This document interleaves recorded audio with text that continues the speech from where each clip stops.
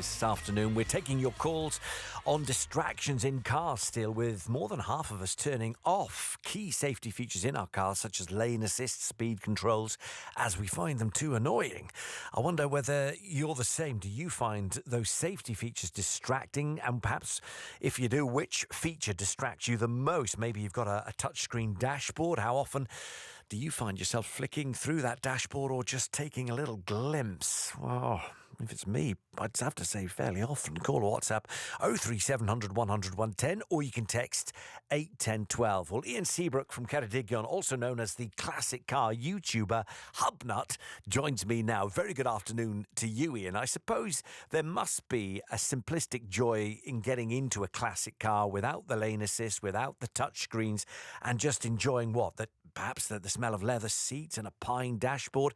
Tell us a little bit about the beauty that we no longer have in the simple sort of way of driving.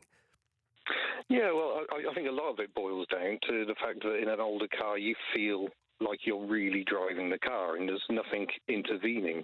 I'm not against safety features. There's some really good ones, anti-lock braking, airbags, even stability programs. But I think a lot of the problem and why people are turning features off is because they're intrusive and they get things wrong. So people aren't trusting the technology.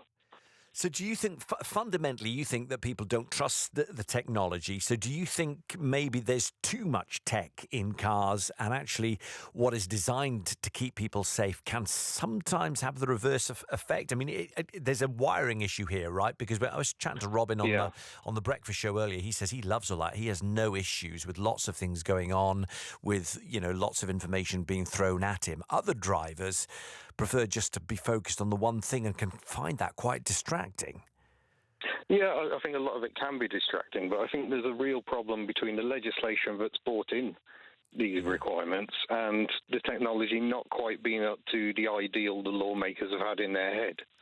So, for instance, speed limits, the amount of modern cars I've driven that get the speed limit wrong, especially we've had a lot of changes in Wales, and it's just not accurate enough. It frequently is telling you the wrong speed. So if you were using the car to tell the speed for you, quite often it's getting it wrong. It's seeing a sign down a side road, or the programming's wrong, so it just doesn't understand where the speed limit changes are. And that's really just the start of it.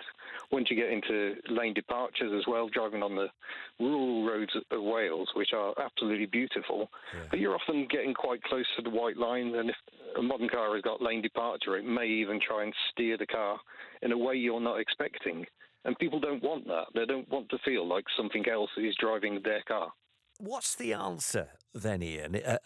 As we look forward to the manufacture of future cars, have we gone a little bit too far too quickly, do you think? I think so, yeah. I mean, one manufacturer was famously calling their system autopilot for a time, and it's not quite there. The technology is not there to sort of back that up. It still needs a human to be paying attention. And I think a lot of this ignores the fact a lot of people actually enjoy driving. They like the freedom, they like the experience of driving the car down the road. So not everyone wants to just give that up because someone's had a good idea somewhere. And Ian, you're certainly one of those people. Just take us into your love a little bit of classic cars and why you prefer, if you're honest, to drive cars that are older and, dare I say it, simpler. I think it's just the sheer engagement. Modern cars just don't let you feel the road in the same way. Yeah. So the car I've had longest is my Citroën 2CV, which I've had for a quarter of a century.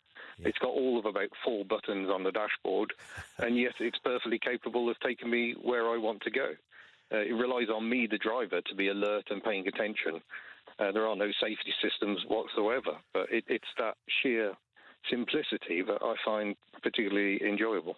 Where did that love of class cars or classic cars begin, Ian? Oh, probably I had an aunt who was a bit pioneering. She was working in garages in the 1970s.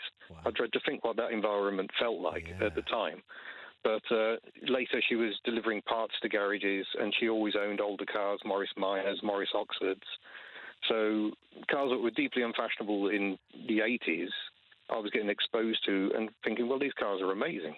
And such character in the older cars as well.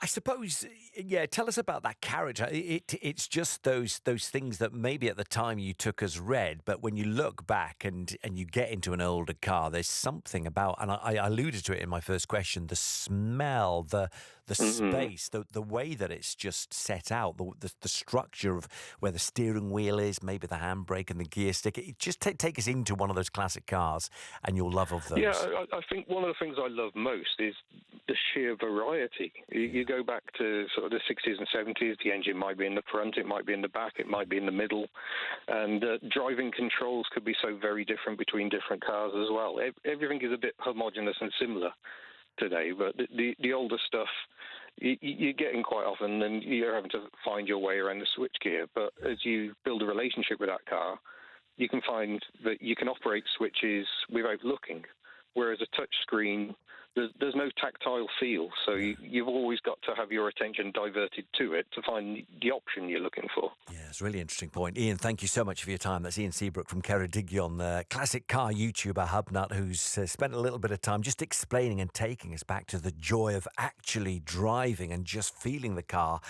and the controls therein. I wonder whether, when you listen to that, you think, actually, yeah, that appeals to me, and whether you find the safety features in our cars increasing as they often are distracting. Let me know. 03700 100 110.